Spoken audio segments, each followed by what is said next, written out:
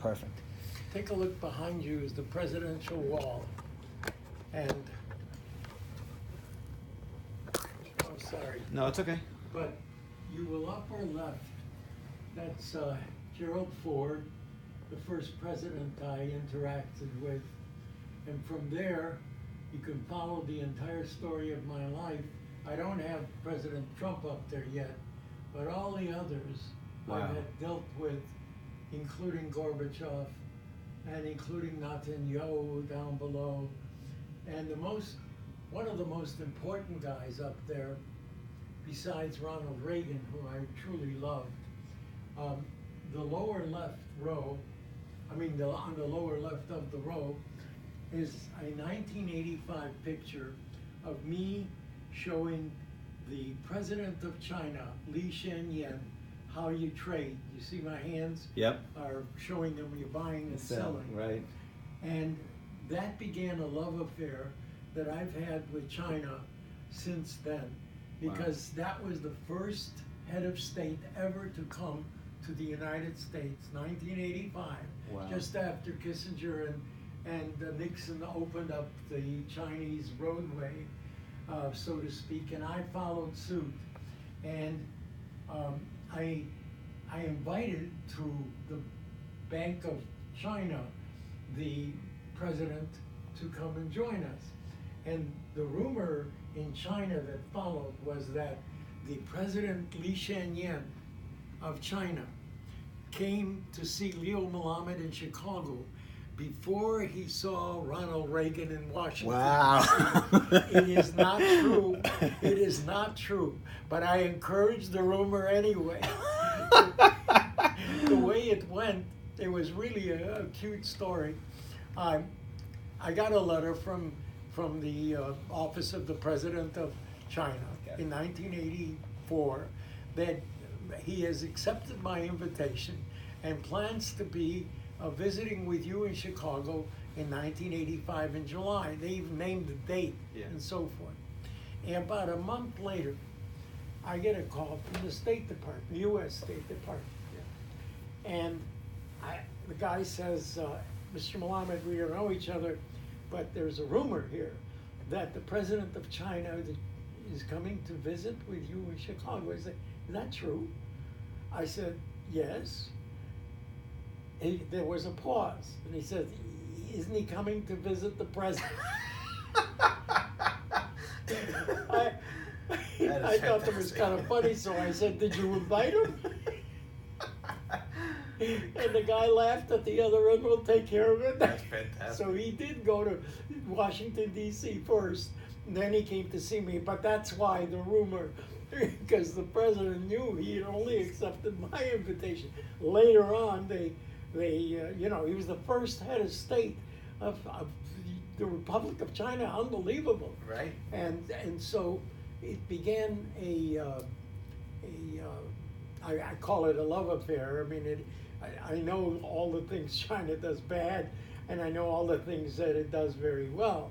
And I became, over the years, friends with a lot of Chinese who ultimately became officials in the Chinese government. You know, they grew up, and just like I became whatever I became, they became. One of those guys happens to be the vice president of China today. Wow. Yeah, Wang Xishan. Wow. Was just made vice president for life last year, and in March of the 30th. I was there when that happened. Wow. Congratulating him. We've been friends forever. You know. Wow. You just don't know where life takes you. But anyway, so I am on the advisory council of the CSRC, which is their SEC, CFTC agency, and very, very important. I've been a member of their advisory council, 20 people of the United States, and 20 people from different countries all around the world. Then recently I was appointed to what they call the Round Table. Round Table is made up of 15 American muckamucks whatever. Understood. I guess I'm a muck too. Understood. and 15 of their, their finest. And it was just arranged because of the trade war and the issues going back and forth. So the financial sector of China decided to create this roundtable in order to discuss financial matters between the U.S. and in business. Fair enough. These are all business people that have been invited. I'm delighted to have been chosen in that. But that's not what the story that you want to know about. But what we started talking before Yeah. is I was a child, of course, when the Germans captured Well, us. let me set it up for the audience, if that's Yeah. okay. I met Leo a few weeks ago, actually about a month and change ago, when he was given the Lifetime Achievement Award. I was the chairman at the event, and Bucky, a good friend of both of ours, super fantastic guy. And Leo was gracious enough, we met, and I asked him, I said, would you take some time to sit down and talk with me and share some of your story, number one, number two, your wisdom over the years with the audience? And he said yes, and here we are today, a few weeks later, so I want to thank you very much. And by all means, please share the story. It's an absolute fantastic story on a personal level, on a professional level, a business level. By all means, the floor is yours. I'm delighted to do so. Forbes has always been high on my order of appreciation, and there was an article in Forbes years and years ago about me. That was when I launched the idea of financial markets in futures. That in itself is a really great story, because futures markets, as you know, they were traditionally agriculture. I mean, that's all there was. Right. So you have the grains or butter and eggs or pork bellies, cattle, and things like that. And here I am, a young, inexperienced chairman of this exchange, and I'm suggesting that we trade in currency. And it was like everybody thought the guy had gone off the rails, you know. First of all, I was, I think, 37 at the time that I became chairman. And they were, the other 11 board members, they were in their 130s. And, you can imagine what they thought of this young punk thinking of an idea like that. And of course, as history's witness, all the future markets eventually changed. Today, 80% is financial, whether it's currency or stock indexes. Which was due to you. And big thank you, hats off. Absolute genius. Yes, thank you. So that in itself is a hell of a story. But my real story that begins in the fact that I was a foreigner. I was born in Poland. Please tell us, yeah. I was 7 years old when the Nazis invaded Poland and captured Białystok, where I was living and was born.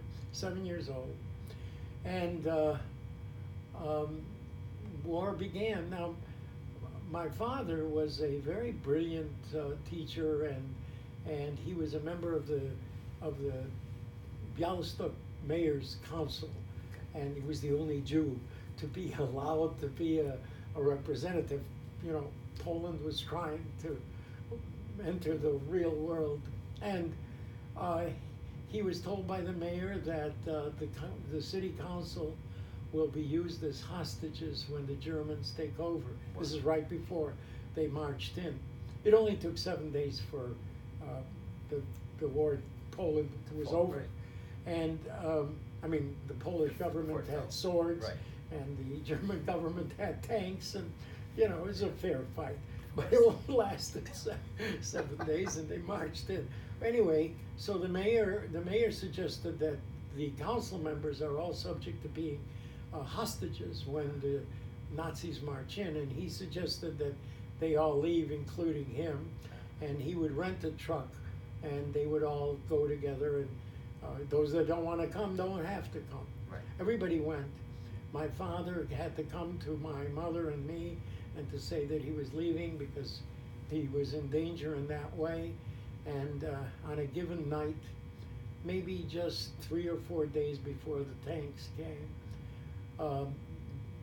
my mother woke me up in the middle of the night, and she said that we're going to say goodbye to your father. He has to leave. I was 7 again. And we ran through the streets. My mother was an athletic type, and so she was dragging me as we're running, but the light flashes from bombs falling was a Hollywood scene. Wow. And the ack-ack of machine fire, Right. machine gun fire. And we went to an empty lot where there were a bunch of people and a truck. And I said goodbye to my father. And they left. We didn't know where. And the mayor had ordered them not to know where so that they couldn't be traced if the Germans came in, when they would be looking for them. So they left. And about a month or so later, Hitler and Stalin made a deal about dividing Poland, that Hitler was going to take Warsaw and whatever, Right. and Russia could take the rest of it and so forth. And our part, Bialystok, was going to fall under Russian rules. Wow. And all the city council members returned with the Russian army, thinking that, okay, the danger is over and so forth and so on, except my father. The man was utterly brilliant. He was a member of the Bund, which was highly anti-communist and very well known in that regard. And he did not trust, as he said to my mother, the Bolsheviks either. Right. And instead, he had made a telephone call to a neighbor that owned the telephone and asked my mother to take me and her and to leave for Vilna, a city not far from us, that was Lithuania, because he thought that Vilna would become Lithuania under Right. the deal, Fair enough. and Lithuania would be safer for him and us. And my mother and I took the last train out of Bialystok. Wow. And then the borders closed, and we were in Lithuania for the next almost a full year. And eventually, the Japanese General Council in Lithuania, his name is Sugihara, famous story. He was petitioned by the Jews that found themselves in Kovno, which was the capital of Lithuania. About 2,000 of us. Petition is the wrong word, but it's the only word that applies. Understood.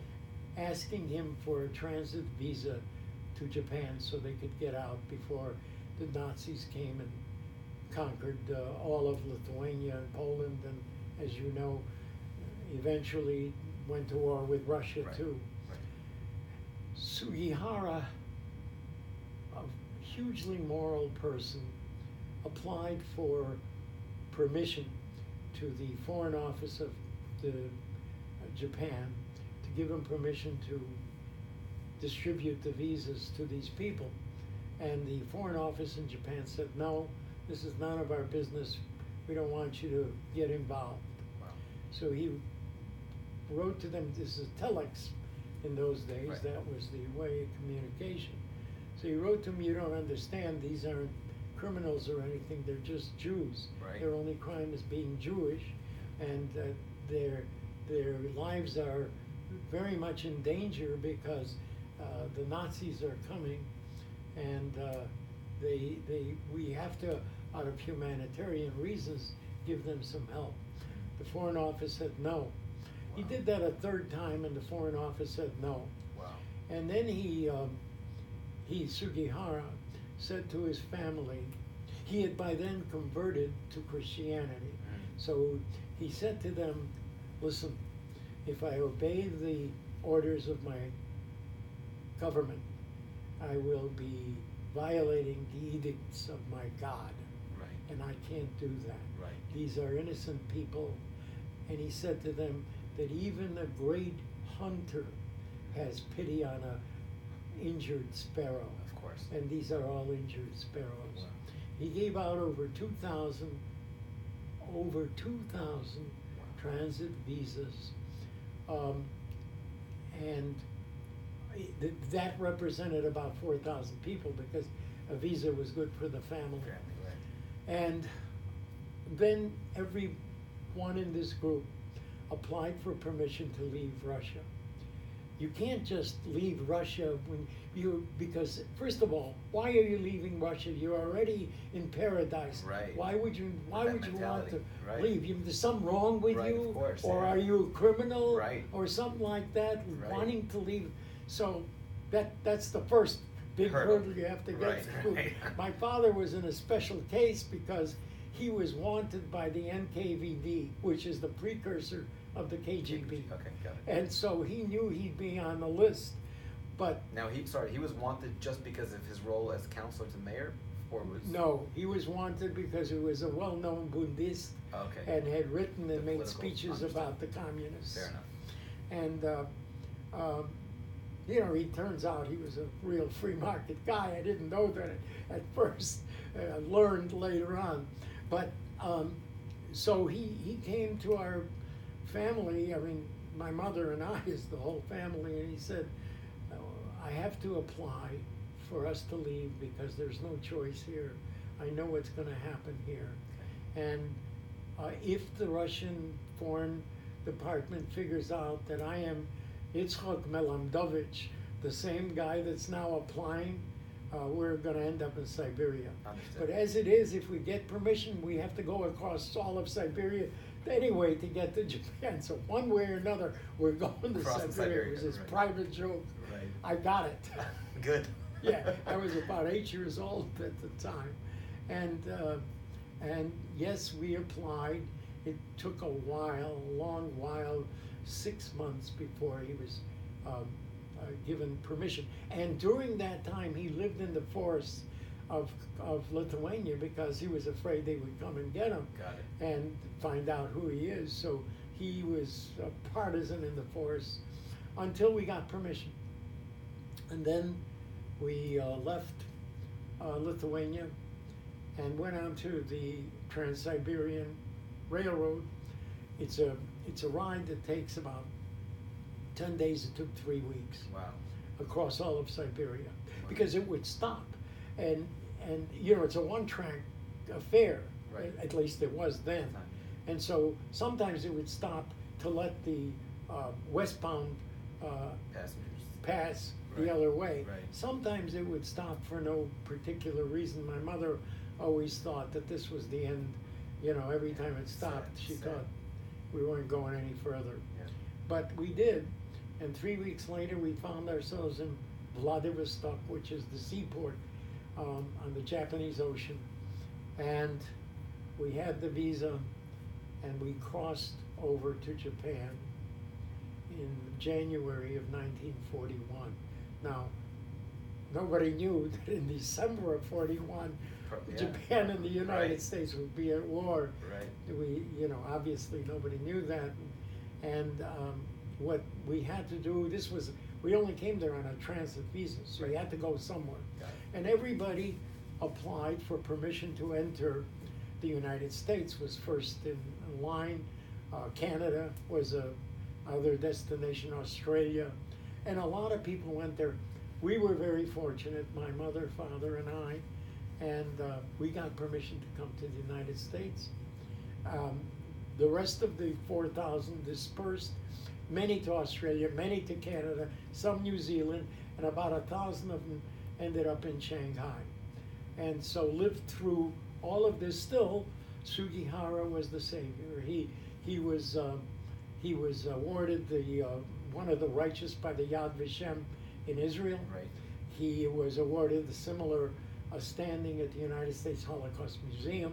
Right. He is a man of history who withstood the right from wrong by government and saved 4,000 lives, Unbelievable. which since 1941 may represent 500,000 people by now. Right.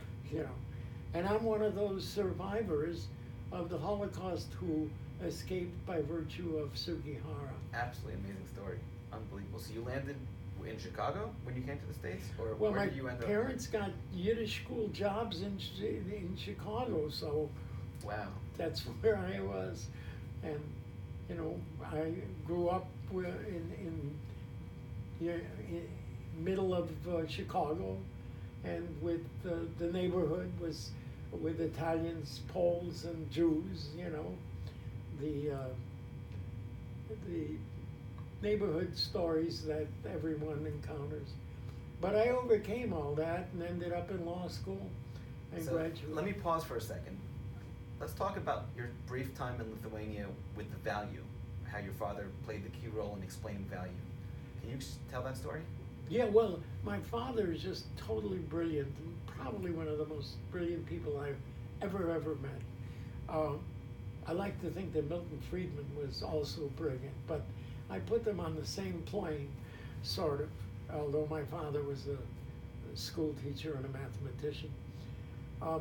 When we first got to Lithuania, to Wilno, Wilno wasn't Lithuania until the next day. The next day, it turned into Lithuania, and life was pretty normal. Friends of theirs got us a one-room apartment. One room included the bed for my parents and one for me. It included a stove for the kitchen. It included a little it would be a portico, so you could look on the street over. You can't step on the portico; it's too small. But you could look on the street below, and below were the shops of the butchers.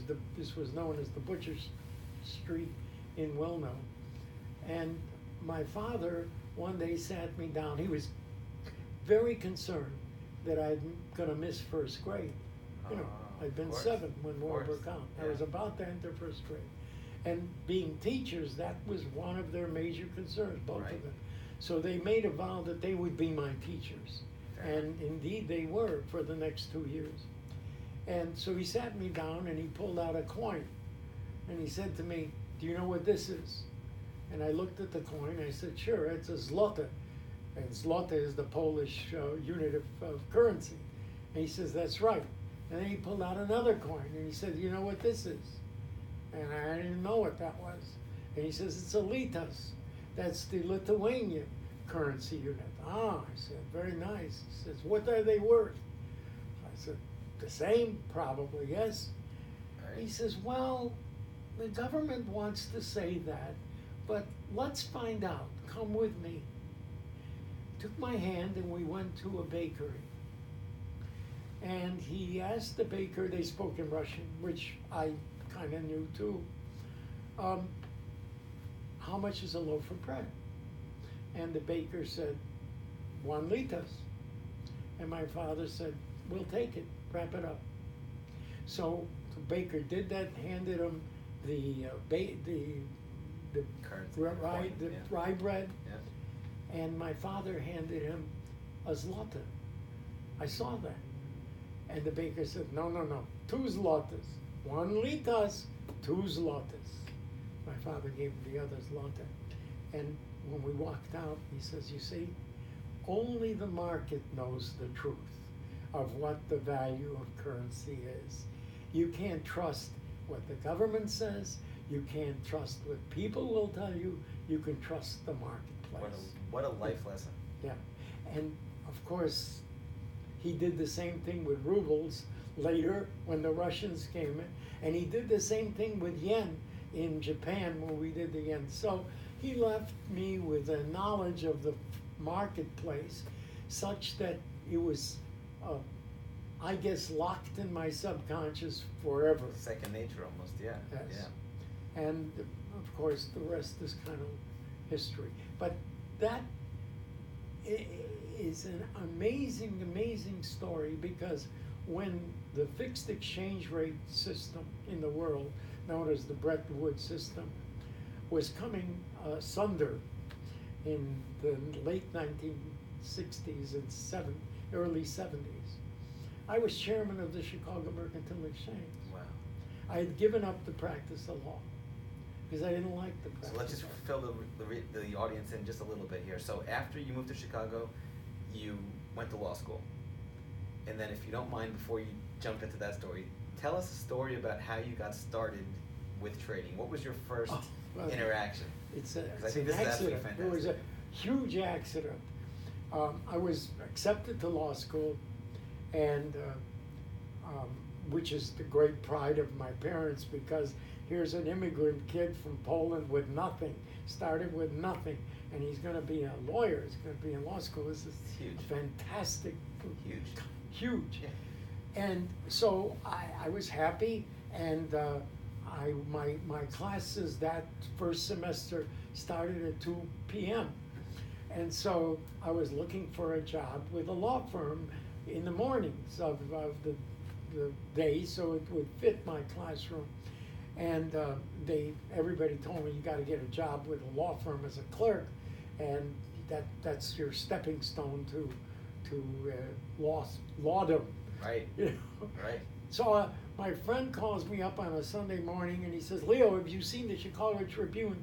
There's an ad in the want ads that's perfect for you, because it's looking for something called runners for a law firm called Merrill Lynch, Pierce, Fenner, and Bean. It's got to be a law firm. It's got to be a law firm.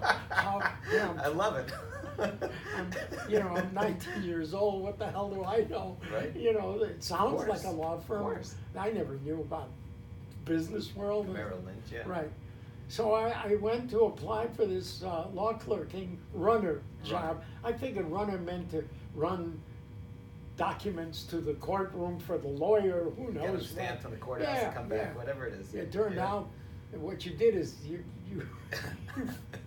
watered the flowers in the law firm. That's what you really ended up doing anyway.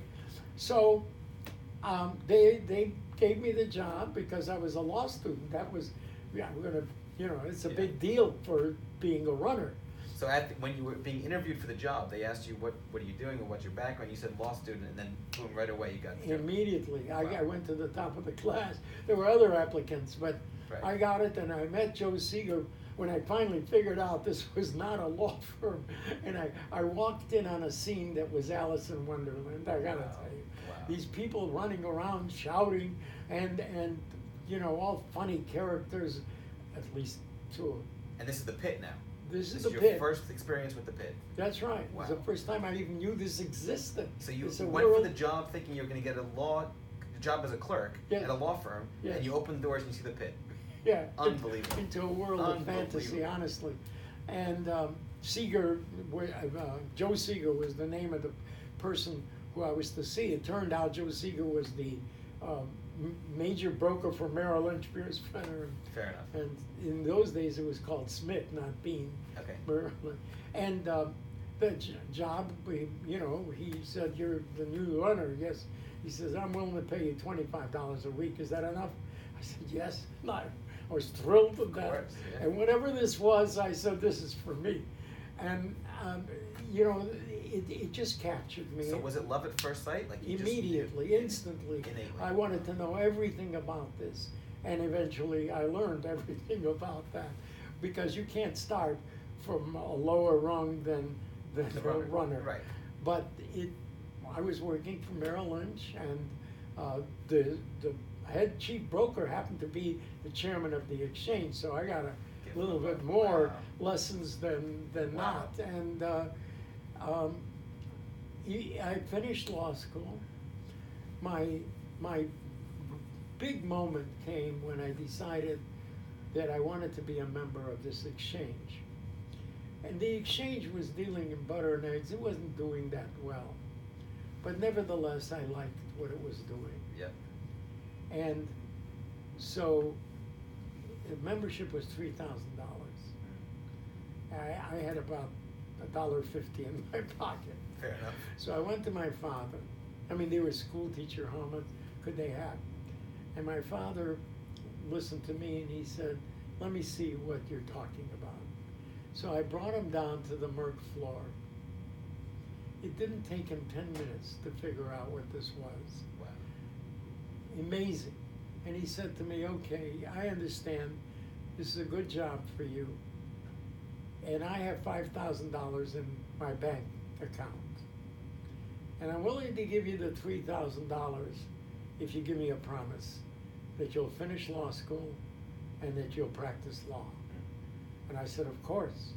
And I fully meant that. Right. And I did that, actually. So I bought the membership. I mean, I had to wait till I was 21 to buy the membership. Because Unreal. there was a rule you couldn't buy. There were two requirements. One, you had to be male, and the other is you had to be 21. Wow. I took care of both of those as soon as I became chairman.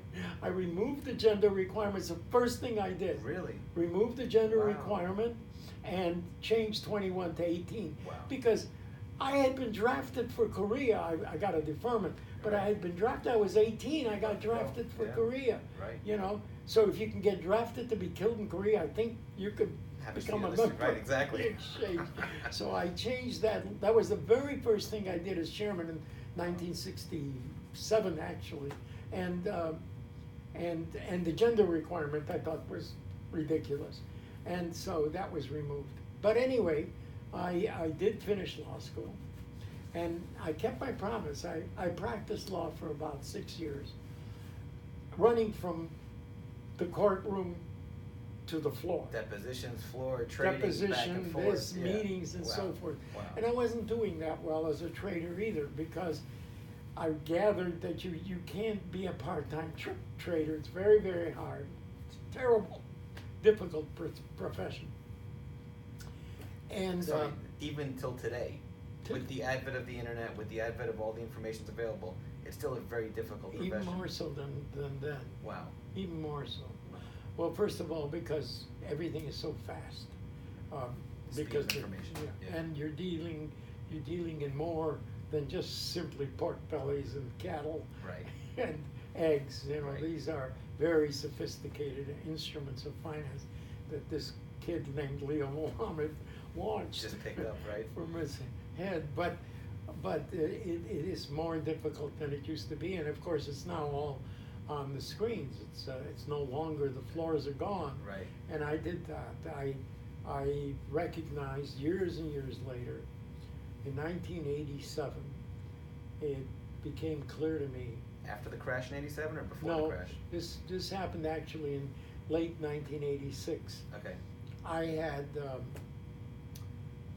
been watching the world as it began to be computerized. In '86, Yeah. you could have a word processing Right. instead of writing on the. And I had written a science fiction book by then. Oh wow. Yeah, my first science fiction book. It did very well. It's called The 10th Planet. You can't get a copy, so I'm not selling. Fair enough. There are no copies left. Anyway, in The 10th Planet, I invented a world out somewhere with advanced civilization. And they had a computer that ran the civilization. And he could do 1 billion things at the same time.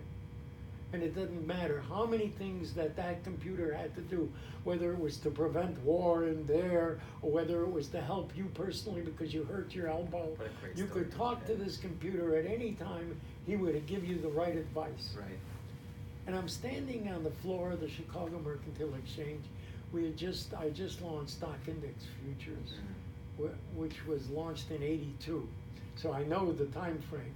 This was '86. Yep. And I just finished this science fiction book with this computer, and I'm watching the scene as the runners are running this very active trading now, because we've been very successful with the markets that I Launch new launched. products, right? Yeah. Currencies are trading. Starting financial with futures, currency stock trading. futures, right? And I watched the runners that I used to be one get the order, run to the pit, find the broker, give him the order to execute. He executes the order, he drops it on the floor. You have to go looking for it. Oh my You find goodness. it, you run back to the desk and you report it. Wow. And I said to myself, I just invented a computer that could do a zillion things at the same time. With the technology available, you'd think I couldn't devise a system Right. that takes an order to another place. Executes He it, fills it, executes right? the order with the buy and the sell and Right. back to its origin. And that was the epiphany. And I created a committee. I was chairman of the exchange. Right. I created the committee and went to what was then the biggest communication company called Reuters. Of course, it still is. And I presented to them the idea of building a transaction system electronically. Wow. And I had to convince their board. Very difficult. I was very young for this kind of thing, and the board of the Reuters was with very accomplished people. And it actually, they accepted. Wow. And they sent 2 executives to work with me for the details, to work out the details. Wow. It's called Globex today. Wow. It is the biggest system of electronic in the world. In the world, I doubt if there would be a Chicago Mercantile Exchange or CME group without Globex to do the transaction system. But it took 10 years to convince the world and the traders. They didn't want it because it took their job. Of course. No more and brokers. It's resistant to change, of course. Yeah. And that's true. But the only thing was also true is that if we didn't do it, someone else would do it and we wouldn't be around. Of course. So I had to convince the world and the world of trading to accept Globex. And you see that license plate up there? It says Globex? Globex, yeah. That was given to me by Ronald Reagan on the centennial. Wow. He knew about what I had done. That's fantastic. I become a very good friend of his. And so on the centennial, he was giving out presents, you know. Right. And I got a license plate that says Globex. I love it. I love it. And of course, it has a place of honor on my wall. Right. But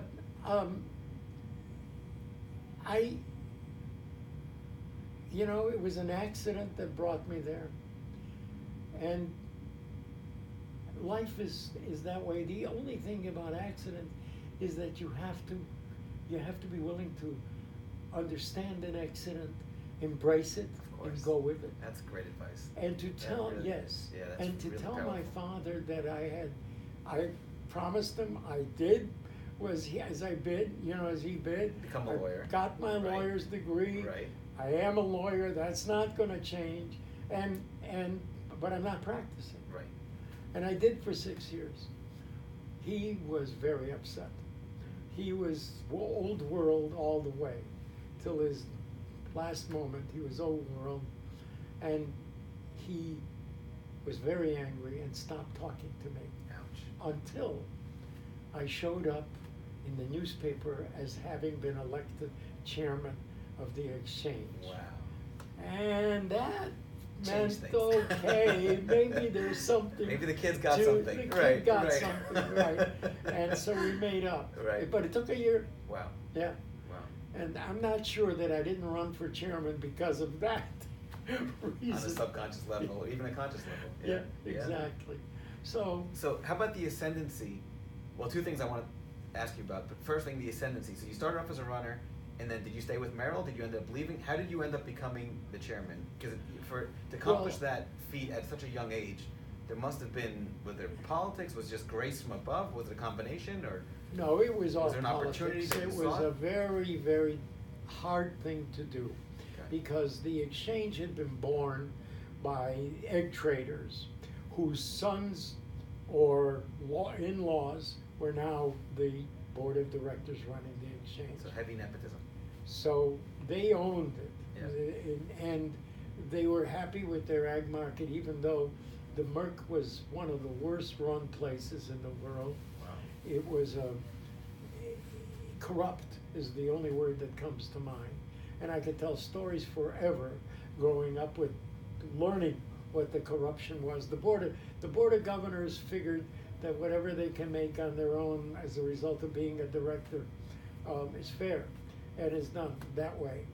Well, the floor itself, pork bellies became the big contract, and after pork bellies, cattle. Okay. I helped with that because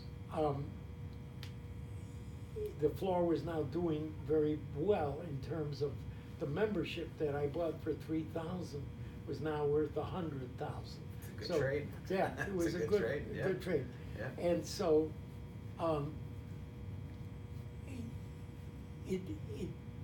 it began to be a takeover by the younger element. They wanted a word, they wanted a hand in the process, and the old guard would not let them in. And there was a group being formed called the Brokers Club. Okay. And that was a euphemism because we were really revolutionaries. Right. You know, Who'd we have couldn't thought call that? ourselves Revolutionary Right, Club, right. so we called ourselves the Broker Club. And I was part of. I became, being the lawyer that course, I you knew was, the rules, yeah. able to publicly speak, given my days as an actor on the Jewish stage. But that's a different part of my life. And so this group of about 20 people in their early 40s or late 30s began to demand things. And one thing led to another. And I said to the Brokers Club that we really can't change anything because we can't hold a meeting. The meeting requirement was 500 members. There are only 500 members to the exchange. Wow. And in order to have a meeting, you needed everybody present. Right. That'll never happen. That's worse So than we- the House and Congress in D.C. Yeah, Yeah. yeah. Yeah, they get So- something done. So I said, we have to change that rule. Yeah. And the only way to change that rule, you need proxies Right. to equal 500 so we could meet. Right.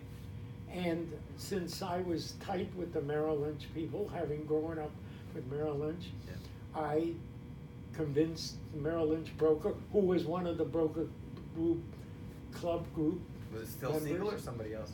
to get the proxies. Got Merrill it. Lynch was Okay. the strong name in the world. Right. And they sent, I used Merrill Lynch stationery to ask for proxies. Got it. And on the day that we called for the meeting, there was a qualified meeting, and I made the motion to reduce the quorum requirement to 100. Wow. And it passed. That was the whole message. That was it. And so I became sort of a hero to the crowd, the younger crowd that was building in the exchange. And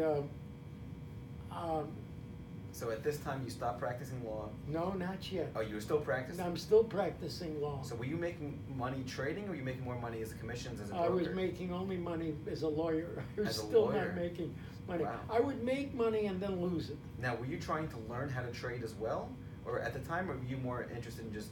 No. I was learning everything about trading. That was my future, I thought. You had an insatiable appetite to learn. Yeah. No question about it. And I did make some money trading from time to time, but I gotta admit that the law provided a steady income. Fair enough. But I knew the reason that I couldn't be a good trader is that I wasn't there. I was running about. Of course. And I was doing other things, and I had to. And I eventually, as I said before, gave up the practice of law. Right. And when I gave up the practice of law, by then I was a real hero on the floor because I had produced some special rules and stuff for the, and there was a showdown between the old guard and myself and the new wave. I'm trying to think of the date that happened. I think it was 63. Okay. And the thing that I had told the Brokers Club, that even though there is now a 100 requirement for a quorum, you really don't have a voice in the process because they don't listen to anything any of us tell them. Right. To get a voice, I wanted to write a referendum. Wow. So that if the board of directors does something really stupid, like Have they a did, referendum, there right. all kinds of scandals Right. that they let happen, we would have a right to a referendum and undo what they did. Well, that turned out to be a major battle. And, but I had the quorum requirement of only 100. I could get 100 people. We had the meeting, and yeah, this had to be 64 or 5 now. Okay. We had the meeting, We voted, I remember the Rule 206, Oh, wow. which was the right to referendum Wow. by the membership. And the lawyer for the exchange said, Leo, Do you want me to close the shades? no, I'm all right. You okay? Okay. He said, Leo, I mean, you can close them For you, because it's in your eyes. for that. No, it's for you because Oh, you're no, not it doesn't matter. Yeah. He said to me, Leo, this was a rogue thing you did. It don't mean anything. Really? Well, I knew better. Wow. I too was a lawyer. Right. And I knew, I said to him, you mean we're not in the United States and there is no U.S. Constitution? Of course. Is that what you're telling me? Right. Lee didn't answer. His name was Lee Freeman, great guy. And of course I was right. Yep. Of course we did it to the exact rules that required. We would go to court. Really? And that didn't happen because the board accepted the rule of referendum. And I was elected to the board in 1967. And in 1969, I had taken over in 67 even by being elected. Got it. Because I was the first outsider to be. Fun. You cracked the nut. Yes. Got it. And Yeah. in 69, I won the chairmanship with the highest recorded, 98th percentile of the Wow. exchange voted me in as chairman. Wow. Yeah. That was 69. So, what about the progression for a lot of the audience who want to learn how to trade, learn how to invest, learn how to speculate, whatever word you want to use? How did that develop or unfold for you? Well, first of all, I learned the real truth about trading. Well, first of all, you have to have the right personality. You have to be someone that isn't afraid to say I was wrong. You know, you have to admit, and if you don't admit you were wrong, you're going to go broke. I can guarantee it. Guaranteed it. So you can't guarantee results so in the business, but you can guarantee right, that. I can guarantee exactly. that. So you have to learn to be honest with yourself, and it's very, very hard to do because the world knows what you are. You're bullish on this or you're bearish on that. The world knows you're either short or long, and if you're wrong, you got to go the other way and get out. Right. And you get out to the whole world is watching you. Yes. Do you have the personality to do that? And then still stay and try again and live the role? That's hard. So first of all, you have to have that kind of personality. And now, did you learn? Sorry, did you learn? Since that's the big part of the equation, did you learn that from your own experiences or from observing? From my others? own experience. Not from observing others. No. Wow. This I knew it from not running when I should have run, and knowing that I was wrong, Understood. and then trying to. I'll win in the end. Right, beat the market or whatever. I'll right. beat the Fight market. the tape, yeah, whatever. Nobody beats the market. Yeah, exactly. And I learned that the hard way. No, it was all lessons learned by trading. Introspection. And so forth. You Yes. took time to learn. And I also learned two other things. There was a big division between being a fundamentalist trader or being a technician trader. And I learned both. And I found out that you need both because technical analysis gives you timing. Right. Fundamentals gives you the ultimate supply-demand answers. So you gotta have both. If your fundamentals look to you like it's bearish, and your technicals you interpret as bullish, don't do anything. Stay away from that. Fair enough. That's not very clear. good advice. If, however, your fundamentals tell you bullish, and your technicals say this is the right time, go for it. Hit it hard. And so you need both to be a trader, and I think most traders, whether they admit it or not, are both. You can't be one without the other and be successful. Now, just to clarify for the audience, when you mean fundamental supply and demand, you don't mean supply and demand of trades, bid ask. You mean supply and demand of the actual commodity. The commodity The actual involved. commodity. Oh, you have to know the fundamentals of the commodity involved, and that's the supply and demand. You have to know. I mean, if you're trading hogs, you better know the hog market. Right. You ought to know and Corn, study eggs, all whatever it that is. and Currency how is the the- same thing. Yes, Understood. and the eating habits. Bacon Yeah. goes up in summer. You got to know that. Right. So, and those are the things that are the fundamentals. And the fundamentalists, there's always a little bit of jockeying between the two. Some people who are fundamentalists believe that it's chicken scratching. Technicals, right. The technical things. They don't mean anything. That's not true. They are hugely important, and they give you better timing than anything else. So, talk to me a little about the time now. This is the 60s, and you're having these realizations before computers, before the internet, before cell phones. Were you drawing the charts by hand? By hand. So the technical analysis came from physical. I do it to this day. To this day, you draw Yeah, the charts. I get a feel from the pencil and Really? the chart paper. Yeah. Wow. Well, you know. On that topic, yeah, it's human behavior, right?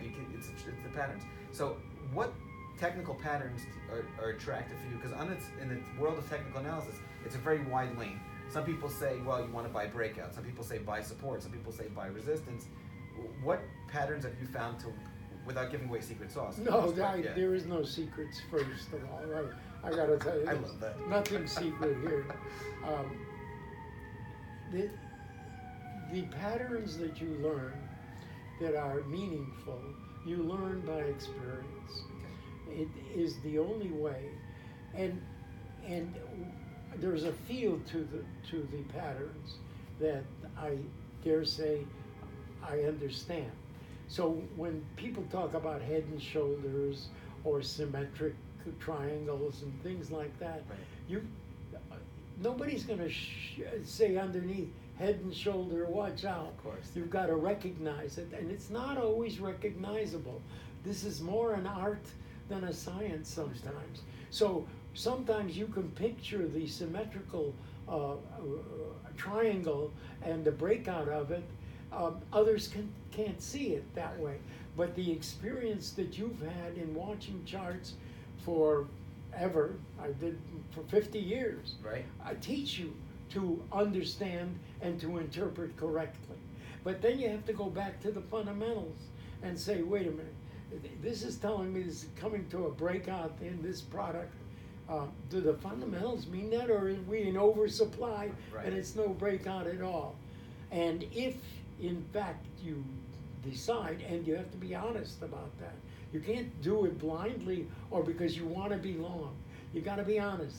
If the facts tell you, honestly, this looks like a very tight supply market, and the chart is saying, buy them, buddy. Yeah. Then you buy them, Wake up, and you yeah. go for the moon in those situations. I can't say to you which pattern. There are all kinds of patterns, but over the years you learn what they are. You've seen them again and again. But interpretation of patterns is even more important. It's not a scientific thing. There isn't a page that says aha. Right. Nothing says 1 + 1 aha. = 2. Right. You Doesn't say happen. aha. You have to figure that out. I love that. It's the hardest thing in life to be a speculator in the markets, but it's the most rewarding. It is the most rewarding. Not just financially, but Not just financially. Right. You can figure out the direction of a market. There's a thrill in that. There really is. That really puts a Makes you smile alive. on you. Yeah. Yeah. Yeah. Of course, the money counts. Of course. Yeah. So let me ask you a question about that topic, because I've noticed a pattern in your life with your father and then with you, having the ability to look forward and see things that other people cannot see. Call it in a gift, or call it just a skill. Now translate that to markets. Have you ever taken the time to say, okay, well, we'll get to the story in a second about how you came up with the whole currency on the exchanges and the financial products and absolute stroke of brilliance. But with your actual trading or other people's trading, to say, okay, here's a pattern, most likely this will happen. Or don't buy a breakout because most breakouts fail. Or whatever the case may be, connect those dots. In other words, see the future not with 100% certainty. I understand what you're saying, and Yeah. in fact, there's some truth to it. But in reality, I don't feel that way about trading. If you're talking about seeing into the future, I think I have that kind of a talent, but it's on the macro level. So to translate it to Tick by tick, tick by impossible. tick, it's Impossible. not Understood. possible. Yeah. However, in the macro level, when I recognized that Bretton Woods, the fixed exchange rate system, was going to go under, Now please talk about and that. Yeah. if Yeah. the fixed exchange rate system was going to go under, that's how people in that it was made right after the war in 1945 in Bretton Woods, New Hampshire, and some 200 people gathered, and they made a fixed currency agreement. Act or agreement, right? Yeah. And it's called a fixed exchange rate agreement. So that what was good for the 40s, 50s, and even 60s was no longer applicable in the late 60s, because the world had changed. Right. When they first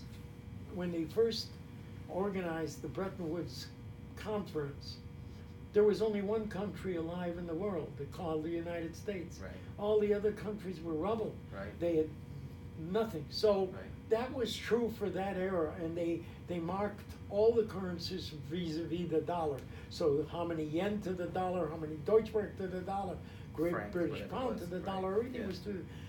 By late 1960, all these countries had grown up. They'd overcome their war-torn lives, and they were competitors of the United States, and they are. And so a fixed rate system, Didn't make sense impossible. anymore. Right. Also, information flow. In the 40s, it would take a week for you to understand what Japan had just done as it relates to their economy. Right. It'd take maybe even several weeks before you knew that.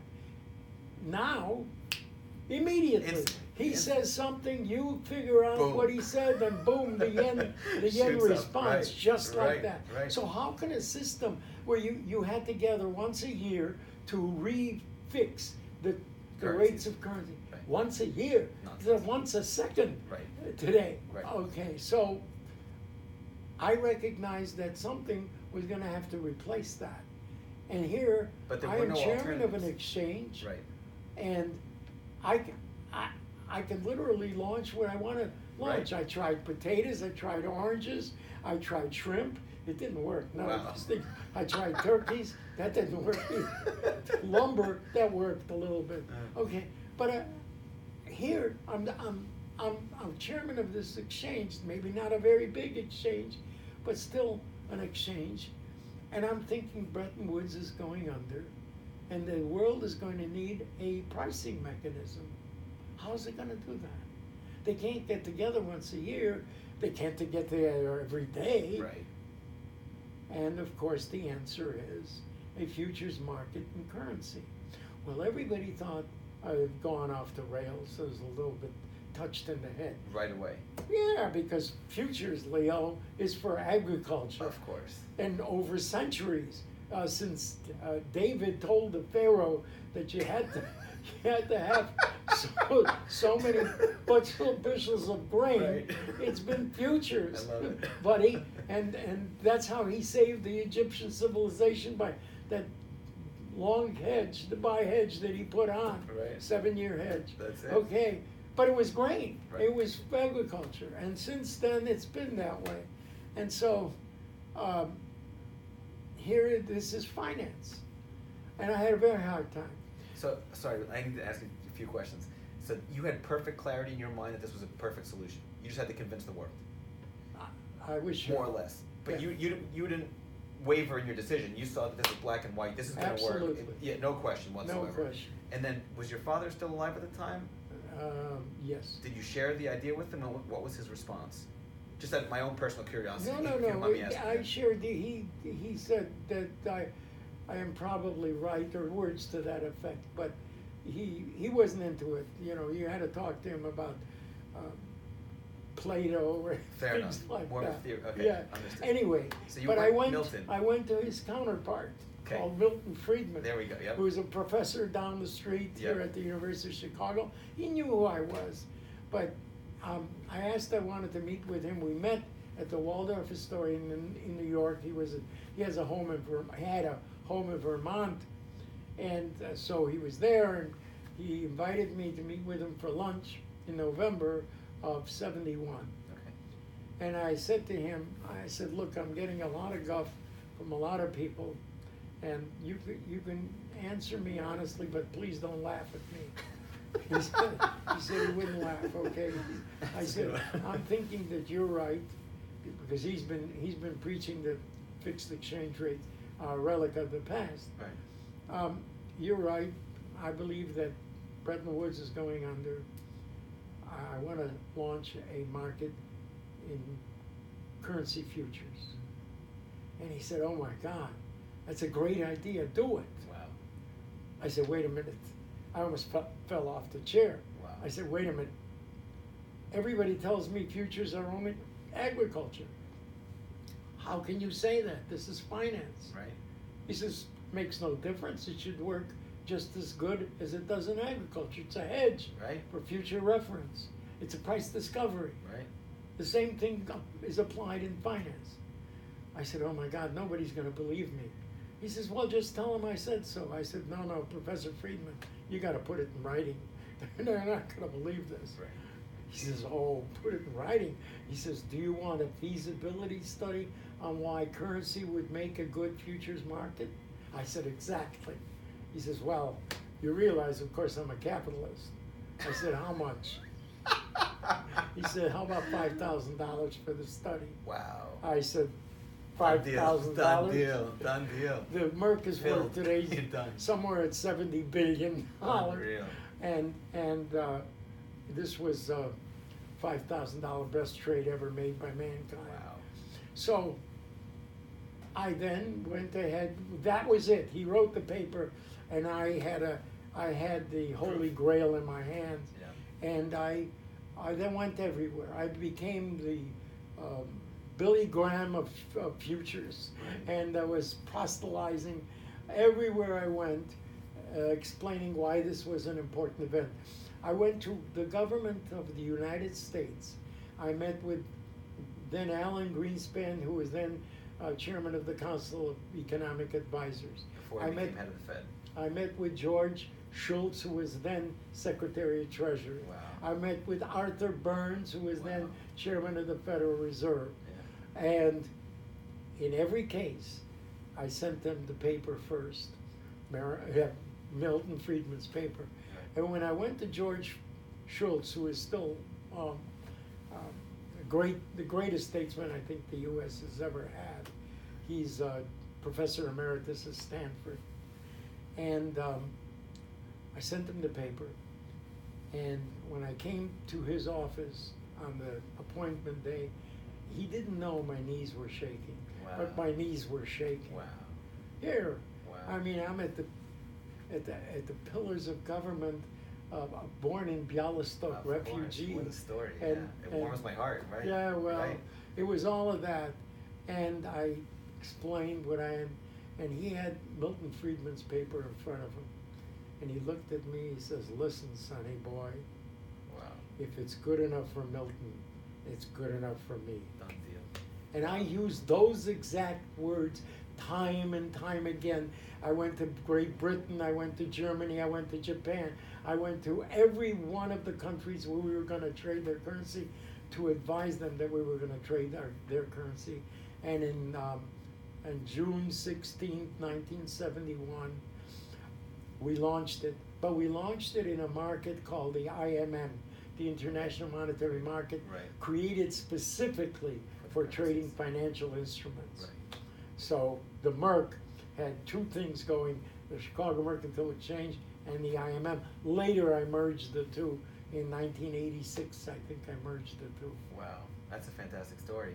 And then the S&P futures and the other. Yeah, well, so they it just- one thing came to another. One of the big things that I did that I think deserves mention is that I convinced the CFTC, the Commodity Futures Trading Commission, that cash settlement was as good a delivery. It used to be that you had to deliver the product that you were trading. The At the commodity end of it, itself. when it matured, Right. you get so many cows if you're still long. Right. And you get so many liras if you're still long. Right. Barrels of oil, whatever Yeah, it is. yeah, right. Yeah. But I knew that isn't the real way that the commerce worked. You don't go to a It's future market. market to get your product. Right. You go to the dealers and the cash market. And so what did you need that for? The cash settlement is you pay the difference between what the product is worth in the marketplace and the futures, and they have to join at the very end and be the same. And if they're not, you'll pay up the difference in Right. money. Right. By convincing the CFTC that that's so, that cash settlement was okay, then I could launch something called Standard & Poor's Index. Got it. Because you can't deliver an index. Of course not, But yeah. you can cash settle. Of course. And the first market I launched was the Eurodollar contract that the Merc had that became the biggest, it still is, biggest trader in the world. Wow. It's 90-day interest rate.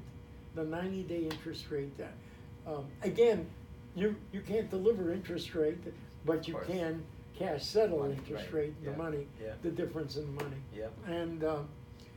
And so in 1981 I launched the Eurodollar, and in 1982 the Standard & Poor's. And now when I say I, remember there were many people involved. Understood. There were other people that were along with me, like Jack Sander, who was chairman for many times. I didn't want to be chairman forever because I thought that it was the wrong thing to do. I ought to give others a chance to be chairman, and I'm glad I did that because, well, people accused me of becoming emperor, so maybe I did it for that reason. But anyway, there were a lot They're of always help gonna accuse I you. got along the way, Yeah. and without that help, I wouldn't have. I mean, I had to convince people that electronic trade would work. But you wrote the book about it in the sci-fi book, and people, yeah, you had the vision, Well, which I love. I wrote another book about it called For Crying Out Loud. Oh, wow. Which tells the story of the building of Globex, and those books have been translated in 5 languages: Wow. Chinese, Japanese, Korean, Russian, Portuguese, and that's it, I think. It's a huge congratulations. What a feat. Yeah. That's fantastic. And maybe English too. Maybe.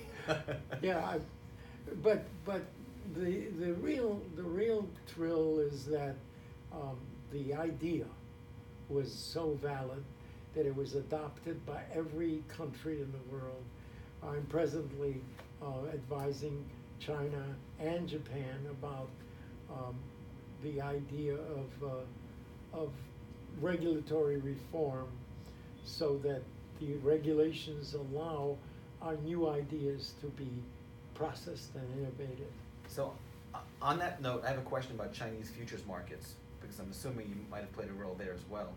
The way they are currently, they're trending better than U.S. markets. Is there any particular reason, in your opinion, why?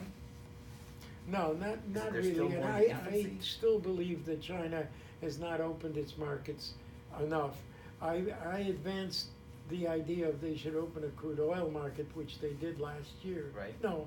Just recently. Just Yeah. recently. Right, yeah. And I had told Wang Qishan, the vice president, that that's what China needs.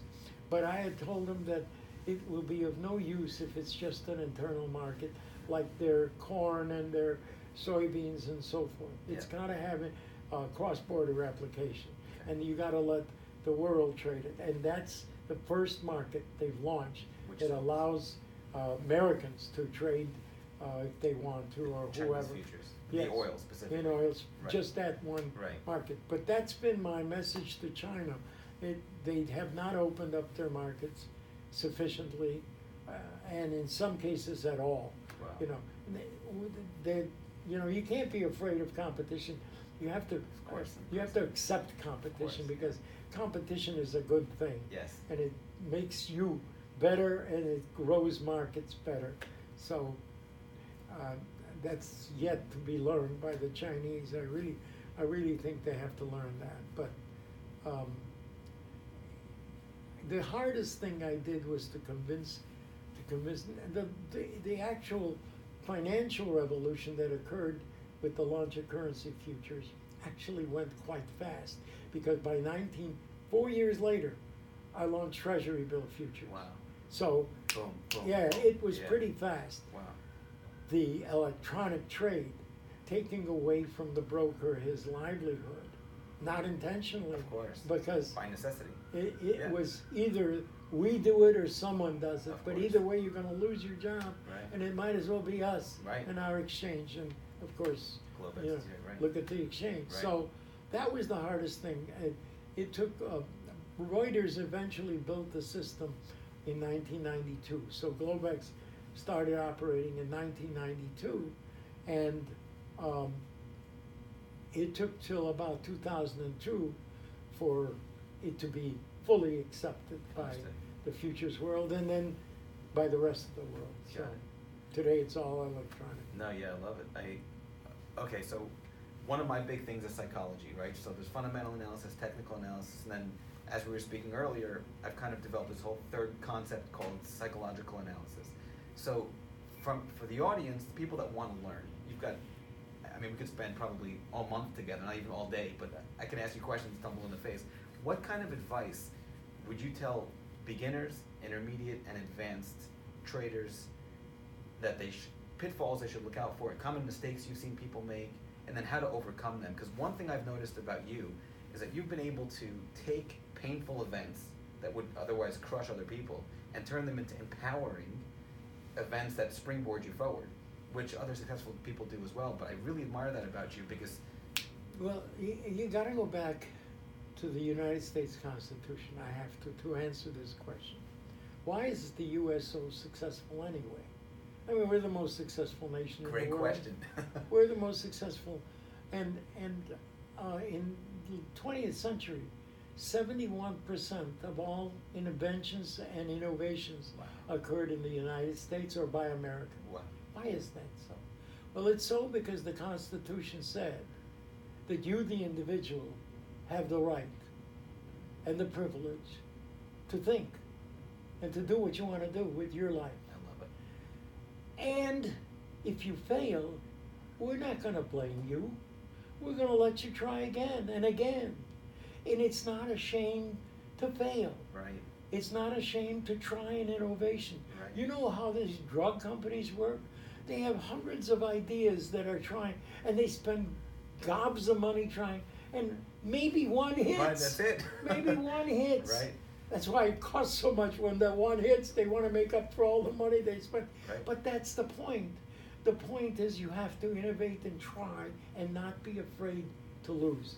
Now that comes the answer to your question. Yeah. Because if you try a position in a market, it doesn't work, and you take the running money you have left and leave the field, that's not what you should be doing. By cutting your winners short, you mean? You should Yeah. cut your profits. You should take your profits, but cut your losses. Cut your losses.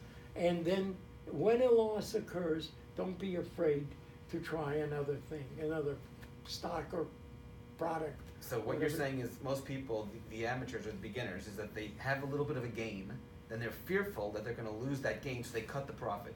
But instead, Often. Too often. Yeah, there's an old adage that let the profits run Yeah. and run from the losses. Oh, run from losses, right? Yeah. Yeah. So the losses have to be cut short. The sooner you are able to admit to yourself that you were wrong, that's the key of the psychology that you're asking about. To me, that's the key. Every good trader knows this, that the difficult thing is to admit to yourself that you were wrong and get the hell out. You know who knows this? Carl Icahn knows this. All the great traders, George Soros, Yep. he knows this. Right. And so, and isn't afraid to take the loss and try something else. It's innovation. That's in the Constitution. No other country in the world treats losers like America does. Understood. It doesn't. Wow. It doesn't put you in jail. It doesn't tell you are a Penalize you. failure. Right, You right. know, it gives you a second chance and a third chance and a. And it's Most just other like the nations. market. That's just like the market. That is the market. That's it. And no other nation in the world does that. 71% of the innovations, for that reason, we are so great and so powerful. This is the most, historically, the best nation in the world. Without Nobody, doubt, nobody, yeah, without no doubt. nation is even close. People who claim they don't like the United States don't even understand what they have. You're dealing with, yeah. I do. Of course. I came from what they had. Right. And it was not the world that the United States is proud of. So what you're saying with respect to fear, you think fear is a big detriment to most beginning or even intermediate or long or Well, you traders? have to overcome the fear, but you also have to rationalize how much money you're willing to lose before it changes your lifestyle. If you're using money that will change your lifestyle, don't do it. You're not ever going to succeed. So if you need the money, so to speak. If you need, Don't have a trade certain lifestyle, you know what it costs. Right. Do not use that money to change your lifestyle. What you do is you use the money that you can afford to lose. Right. And that's my advice to traders. That's a hard advice, because that means a lot of people can't afford to be a trader. Right. That's true. Right. But you can't have everybody. Then you need the psychology. You need, first of all, the lessons. Read the books Right. about the product or the stock that you want to trade, and then fit that what you learned into the macro window of the world. Does it look like people are going to like what you're doing? Like, if you invent a new product that tastes terrific, are you market test it? Right. Don't just say it tastes terrific to you. Right. It's got to taste terrific to a the- lot to of the people market, yeah. before you do it. The market test of product is a hugely important one, but there is a psychology with that. Some products you cannot test. It's in your head and it's in the other people's head. A lot of that you have to picture. You have to figure out, is this so? This is where, that It comes vision into thing play. happens. Right. And I was very fortunate in being able to take today's situation and Extrapolate it. extrapolate Understood, right. across a time span. That's what science fiction does. Art, science follows art Right. every time. Jules Verne first told us about the moon, Yeah. then we went there. Right. Exactly. And that's how the world works. Right. So you've got to be able to imagine things.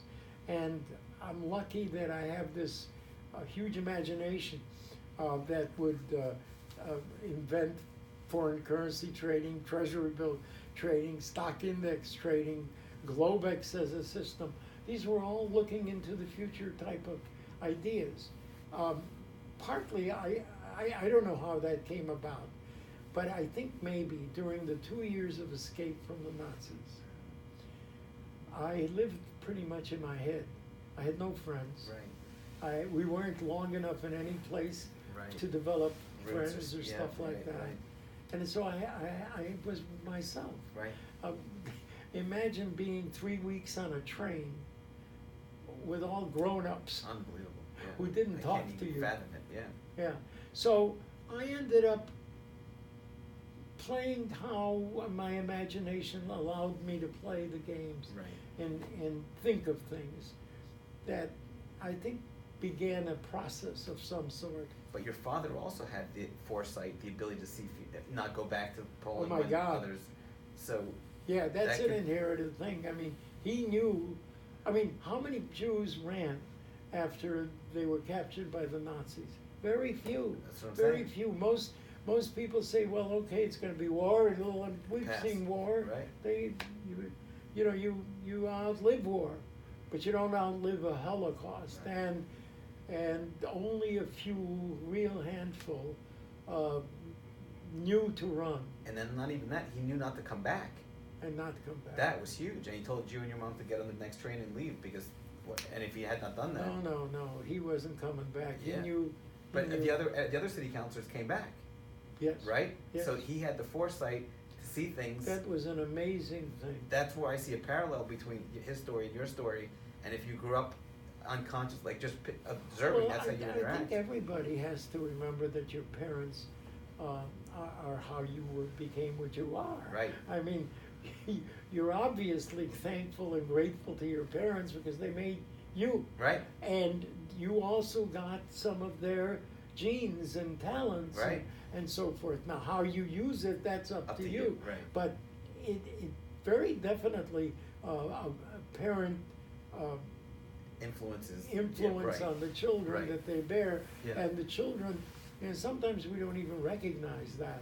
that the parents are so important to us. Yeah, I'm very big in that world, and I always look for patterns, cause and relate with people. So I always look back at the childhood and see what factors there are, limiting beliefs there were, and then see how people either overcome them or allow them to just keep them cramped down. But on to another question, and we'll wrap it up, because I know that we're long on time, so I thank you kindly. No.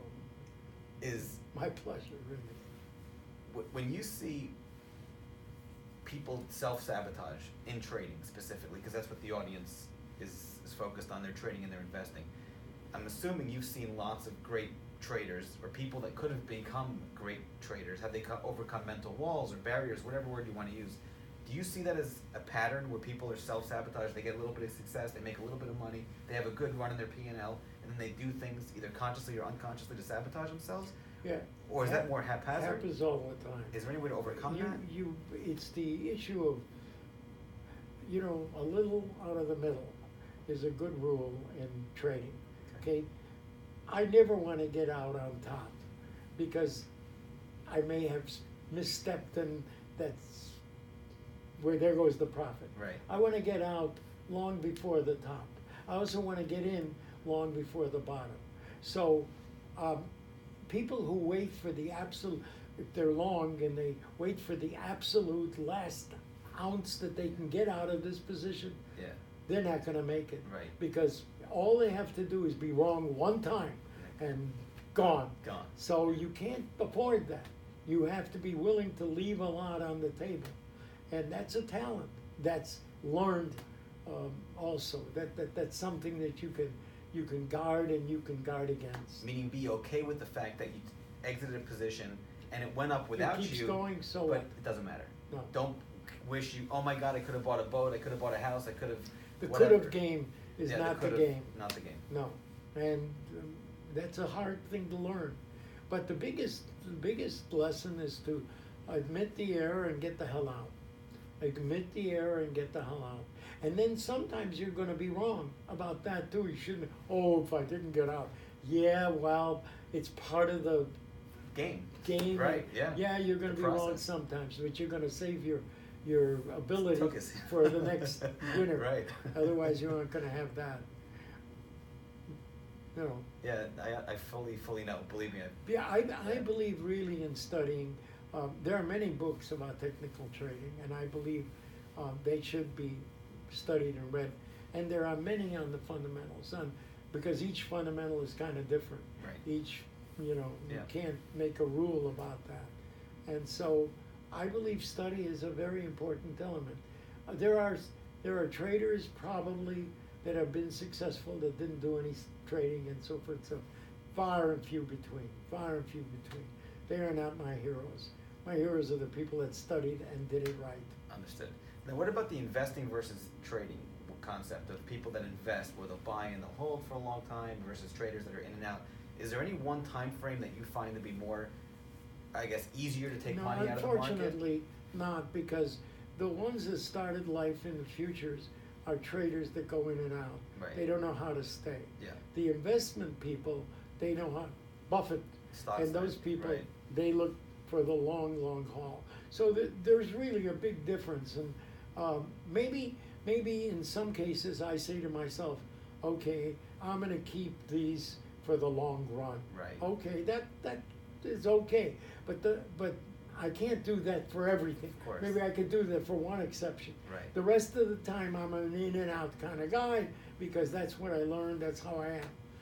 My friends, some friends, are the other way. They buy something, like when the 1987 stock crash that I lived through, and according to Alan Greenspan, I saved the world by keeping the market open. Wow. Yeah, that's what he said. So, but just think, you lost 23% on a given stock that one day. The whole index was down 23%. Yeah. Now, the market had gone way up. In fact, too far. Yeah. Obviously too far, or it wouldn't have had that crash. Right. There were many opportunities for you to take less money and get the hell out. Right. You didn't have to stay for the last ounce of blood. Right. That's how I feel. I love it. Well, I love it. Yeah. but some people stay. And then they'll say, oh, well, 10 years later, 1983, look what happened if I stayed. Yeah, but you didn't. You got out at the bottom because you couldn't afford, or you took all your money, you didn't have enough to. So it doesn't disprove what I'm saying. Right. You don't have to get out at the very top. You have to get out with a profit. Fair enough. And then the final question for you, is there any one trait that you recommend people do to be successful in this business?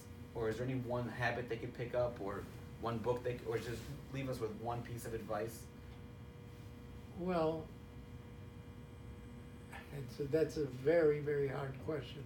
I don't know that there is just one piece of advice. It's okay, we can go a few pieces of advice. but if people learn to admit their mistake when they're wrong and go to something else, that's a formula for success. So you gotta admit when you're wrong real quickly. And not carry the baggage with you. Not take it with you, no. The trade's over, it's done. Done. Move on. Don't look back. Fresh date. Yeah. I love it. Leo, thank you so much. It's been an Thank absolute pleasure and honor. Thank you so much for your time. Oh, this was fun. It really was. Absolute fantastic blast. And I hope we can do it again.